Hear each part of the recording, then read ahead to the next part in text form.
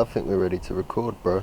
Welcome back to POTSCAPE, and to all of those new subscribers out there, thank you, new friends. We do consider you part of the team now. You're a POTSCAPer like us, and like all mothers say, Mavasa Mahatmusa, sharing is caring, so please do send us your photos, your videos of your own projects. We'd love to see them. Today I'm going to be introducing you to my Willow bonsai collection. Sometime last year, Reese and I both discovered that we had little to no willow material to bonsai. It sparked off a massive collection frenzy between us both, so much so that I think I've got more willow than any other plant in the garden. But hey, let's crack on. Already dished up is this 3-year-old goat willow, can't remember where I found it, and this flamingo willow that Reese propagated earlier last year. But to kick this project off, I'm going to be focusing mainly on this army of European violet willows that I myself propagated last year. And after a few failed attempts of dishing up, I've got a better grasp on how I want these juvenile willow specimens to look in the future. Take this dogwood for example. Through many harsh cuts close to its base, I've been able to achieve that gnarly texture, and that goes for the goat willow as well. Throughout its training, I've cut it back so many times, it started to develop such a natural curve, and I haven't used any wire for that. And I can't be the only one to think that it looks much more convincing than this stick in the mud. I've genuinely had enough of ugly looking specimens sitting around and taking space up in the garden, so I'm going to gather all of the willow specimens I can find and tackle them all on camera right now for you lovely people. My first port of call is to arrange all of these rooted cuttings into a sort of size order, if you will. And we've got a varying amount of size here, from medium cuttings to relatively small cuttings to monstrously large ones. And starting with the smallest of the propagations, I'm going to be adding a new mix and planting them up individually in these small training pots.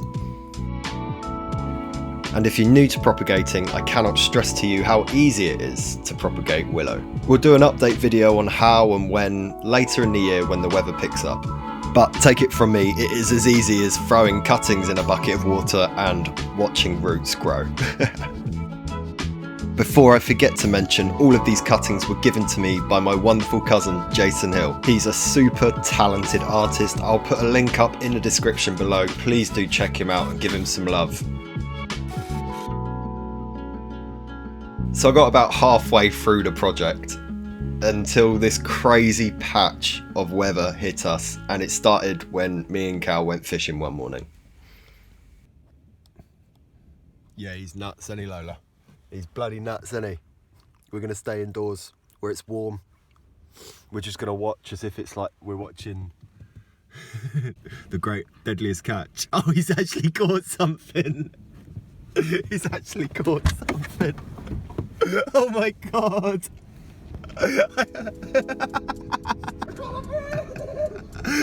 Oh, that still cracks me up. And what were the odds that I was filming at that exact time? But we come back and the garden was frozen solid, and I mean frozen solid.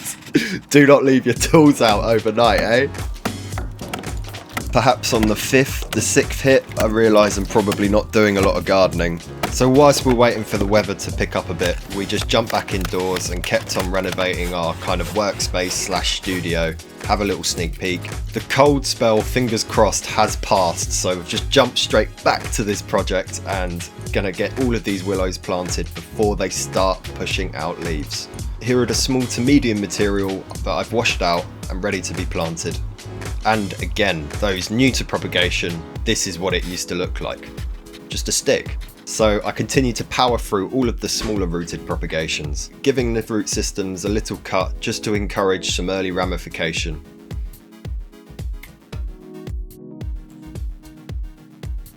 Moving swiftly on to the material I wasn't quite happy with from the get-go. I'm going to decide whether or not I can turn each specimen into a larger bonsai, or I just turn it into a tree in which I can propagate from later. Full circle.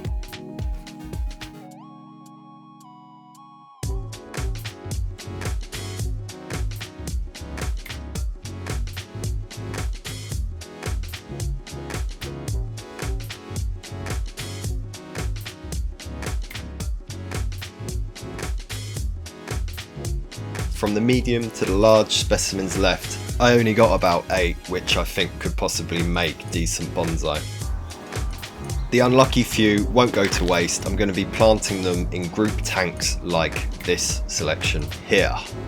It's interesting to note the difference in growth from cuttings which were propagated all at the same time.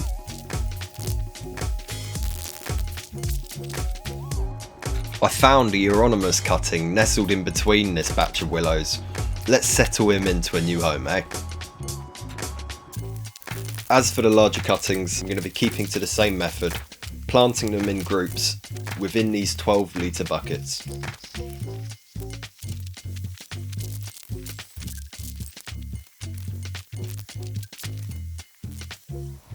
And so here's what we're left with. I've got 3 banks of European violets, too large to do anything with now, we'll leave them for the year. I've got an army of smaller cuttings that I have a feeling we'll be able to dish up by the end of this year. I've also dished up a few specimens which I'm hoping will make good bonsai later in the year as time progresses. Oh, and there's a crack willow growing through a bus. I can finally say goodbye to this multitude of poorly planted willows scattered around the garden, and hello to a much neater, fresher, well-planted set. Reese and I will be back later this year to update you on the collection. Thank you so much for watching. Please do subscribe if you haven't already. Farewell.